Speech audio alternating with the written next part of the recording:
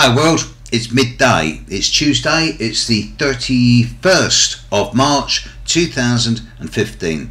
The sun sign predictions for April, the monthlies, are now up, and I'm sure that the vast majority of people are just looking at their sun signs, because normally the daily video on the 31st of the month is always the one that's least watched.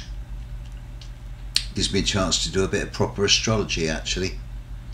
Right in the eye of the storm, right at the sort of crunch point of the last 2.5 years, there's a lot of little subtleties going on. About 10 hours ago, Mercury changed sign.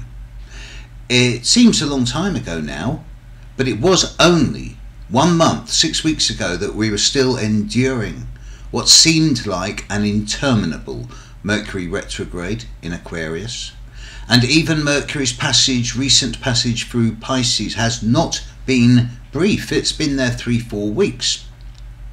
Last night, a few hours ago, Mercury moved into Aries, and it's going to be there 2 to 3 weeks, and it's picking up speed. And you can be sure that there's going to be quite a lot of ramping up of communication. Mercury doesn't really like Pisces, because Pisces deals with the nebulous, the vague, the indiscernible, the intangible.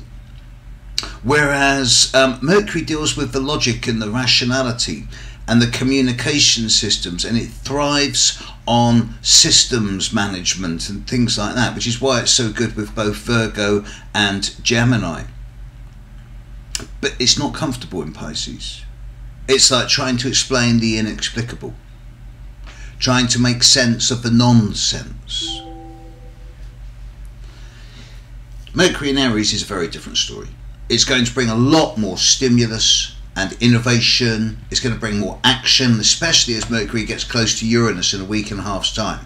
We're going to see a great deal of change suddenly instigated. There's going to be a lot of words going on that's going to create sudden actions, which I can only view in a positive light, but that's for a couple of weeks' time. Today, Mercury moving into 0 degrees Aries, priming now to try and Saturn in the next couple of days, does suggest a new mental outburst, a new verbal initiative, new types of communication, new ways of dealing with things. That would be nice. At the same time, tonight, Mars leaves Aries and moves into Taurus. That in itself is a very different dynamic. Mars is traditionally at its most comfortable in its own sign of Aries, and now it's going to leave and move into its next door sign of Taurus, traditionally ruled by Venus. And Mars isn't that comfortable in Taurus. It works well in a way where there's solidity, dependability, permanence, but it can be a bit inflexible. Nevertheless, the sudden change of Mercury from water into fire and Mars from fire into earth, it's going to create a drier atmosphere. Instead of water and fire creating steam, we're going to have fire and earth, which is more like lava or hot sand. So I expect the coming few weeks to be a little bit more abrasive, certainly a lot more projective, Mercury in Aries and Mars in Taurus. But I don't see it as being in itself a difficult position, Mars in Taurus. It's just that it's not known for its dynamicism and adaptability under situations of stress. It's more likely to just dig its heels in and stay solid.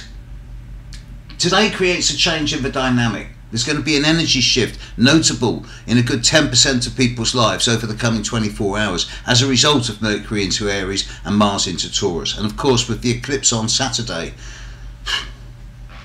feels like we truly are at the edge, in the eye of the storm now. From my perspective, it's such a sense of stillness. I think that by the time we're a week and a half down the line from now, we're going to start seeing some massive movements in ways that is going to affect all of our long-term thinking about the way the world works and the way the world runs. I look forward to this, but for today, sit back. Feel the energy shift in the last 24 hours and the next 24 hours. observe, watch, learn. Probably best not take big actions.